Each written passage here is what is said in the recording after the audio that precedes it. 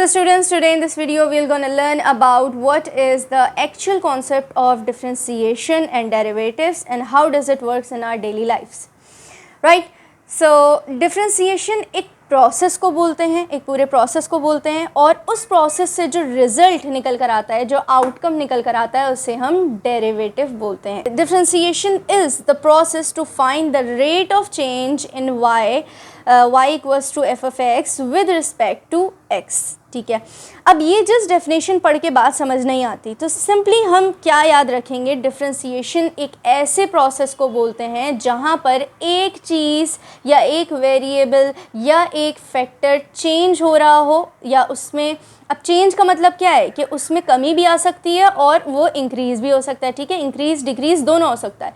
तो उसमें किसी भी टाइप का चेंज आने की वजह से किसी दूसरे वेरिएबल पे, फैक्टर पे कोई चेंज आ रहा हो, ठीक है, और वो चेंज कितना आ रहा हो, इस पूरे प्रोसेस को क्या कहते हैं, डिफरेंशिएशन कहते हैं. राइट, और इससे जो रिज़ल्ट निकल कर आता है उसको हम डेरिवेटिव बोलते हैं. ठीक है, अब डेरिवेटिव को किस तरीके से सॉल्व करना है वो तो सब आगे बात की बात है, हम पहले इसका थोड़ा सा और कॉन्सेप्ट समझ लेते हैं. डिफरेंशिएशन का प्रोसेस दो क्वांटिटीज़ या फैक्टर या वेरिएबल बोल सकते हैं, उस पर डिपेंड करता है, जिसमें से एक इंडिपेंडेंट होता है जिसे किसी चीज़ की ज़रूरत नहीं होती और एक डिपेंडेंट होता है.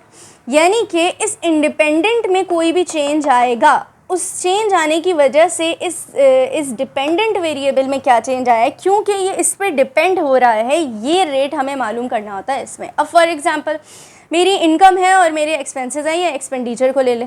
अब दोनों में से आप क्या बोलेंगे कि इनकम इंडिपेंडेंट है या डिपेंडेंट है. मेरी इनकम डिपेंड हो रही है मेरे खर्चों पे या मेरे खर्चे डिपेंड हो रहे हैं मेरी इनकम पे. ऑब्वियसली सी बात है कि मेरे जो एक्सपेंसेस हैं, जो एक्सपेंडिचर है, they are depending upon income. यानी कि मेरी जो इनकम है, मैं यहाँ पे बना देती हूँ आई, ये मेरा इंडिपेंडेंट वेरिएबल हो जाएगा. यानी अगर ये 10,000 है या ये 15,000 है, 15,000 से अगर ये कम हो जाती है तो मेरे जो खर्चे हैं, जो डिपेंडेंट वेरिएबल है, इसको मैं ई बोल देती हूँ, ये कम हो जाएंगे. ठीक है, अगर ये बढ़ जाती है, ये हो गई 50,000 हो गई, तो इसका मतलब मेरे खर्चे भी बढ़ जाएंगे. तो इसमें कोई ना कोई चेंज आने की वजह से आपका चेंज किस में आ रहा है, डिपेंडेंट वेरिएबल में आ रहा है. पहली चीज़ तो हमारी ये क्लियर हो गई. अब ज़रा फिज़िक्स में देख लेते हैं. फ़िज़िक्स के सारे तमाम फार्मूलाज आपके डेरिवेटिव्स या डिफरेंशिएशन से होके ही बनते हैं, इसके अलावा नहीं बन सकते, क्योंकि हर जगह फ़िज़िक्स में किसी ना किसी चीज़ पे चेंज आने की वजह से दूसरी चीज़ में चेंज आ रहा होता है. फॉर एग्ज़ाम्पल आप स्पीड को ले लीजिए. स्पीड इटसेल्फ क्या है, हम बहुत मज़े से बता देते हैं कि भाई इतने मीटर पर सेकंड पे. ठीक है, हम डिस्टेंस बता देते हैं, हम एक्सेलरेशन बता देते हैं. ये एक डिफरेंशिएशन के कॉन्सेप्ट को बिलोंग करता है. स्पीड या वेलोसिटी का फॉर्मूला क्या है, डिस्टेंस अपॉन टाइम. अब फॉर एग्जांपल एक गाड़ी है जो कि चल रही है, ठीक, वो पहले रेस्ट पे थी, अब वो चलना स्टार्ट हुई, तो वो कोई ना कोई डिस्टेंस कवर कर रही है. राइट, लेकिन डिस्टेंस कवर करने से पहले वो डिस्टेंस कैसे कवर कर रही है, जब टाइम में चेंज आ रहा है. ठीक है, तो डिस्टेंस में चेंज आ रहा है टाइम की वजह से, तो हम यहाँ बोलते क्या है, with respect to time. With respect to time. अब ये टाइम यहाँ पर क्या हुआ, मतलब टाइम में चेंज आने की वजह से हुआ, तो ऑब्वियसली डिपेंडेंट वेरिएबल, टाइम किसी चीज़ पर डिपेंड नहीं होता. ठीक है, ये चीज़ याद रखिएगा. तो टाइम जो है आपका क्या हो गया, इंडिपेंडेंट वेरिएबल हो गया. ठीक, और जो ऊपर जो भी आता है, ठीक है, आपका न्यूमरेटर में, वो क्या है, डिपेंडेंट वेरिएबल. यानी डिस्टेंस जो है, जो डिस्टेंस कवर्ड है, जो डिस्टेंस कवर हो रहा है, वो डिपेंड कर रहा है आपके वक्त पे डिपेंड कर रहा है. और दोनों को जब आप मिला के बोलते हैं तो आप उसको रेट की फॉर्म में बोलते हैं, 20 मीटर पर सेकेंड. इसी तरीके से क्रिकेट में आपका रन रेट है, स्कोर्स किस पे डिपेंड कर रहा है, ओवर्स पे डिपेंड कर रहा है. यानी कि हर ओवर में आपका स्कोर 7.7 से इंक्रीज़ या डिक्रीज़ हो रहा है. अब ये तो हमने फिज़िक्स की बात कर ली. अब इसको हम मैथमेटिकली देख लेते हैं, वहाँ से फिर हम आएंगे फंक्शंस में, एंड देन फिर हम डेरिवेटिव्स की सोल्यूशंस में आ जाएंगे. अब 9th क्लास में या बिजनेस मैथ्स में भी आप लोगों ने ग्राफ्स का टॉपिक पढ़ा होगा, जहाँ पर क्वाड्रेटिक इक्वेशंस और लीनियर इक्वेशंस को लेते हुए आप ग्राफिंग करते थे.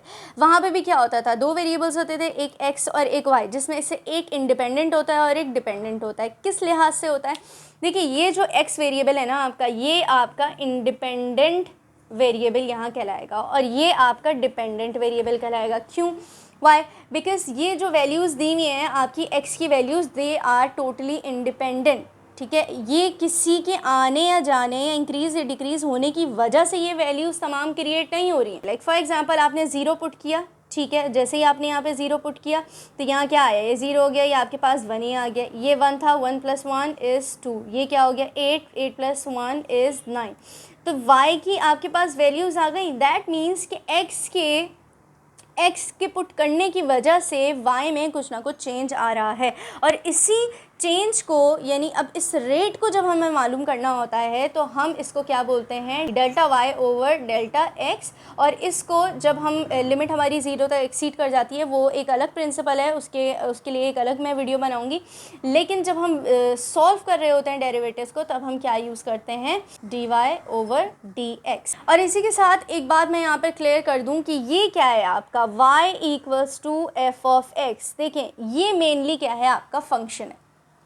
y = f(x) का मतलब है ये फंक्शन ऑफ x है।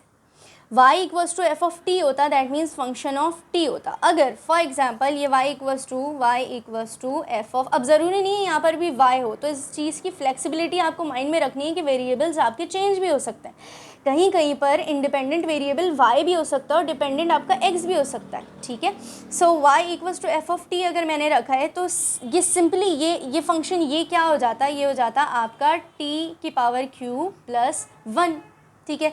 और यहाँ पे t की वैल्यूज़ दी हुई होती है, तो फिर आपको t की वैल्यूज़ पुट करनी होती है, and that would be the independent variable. So अब इसी फंक्शन को, इसी मैथमेटिकल बॉडी को लेकर हम आगे डेरिवेटिव्स को समझेंगे कि ये फंक्शंस आगे डेरिवेटिव्स के रूल्स को किस तरीके से प्रूव करते हैं।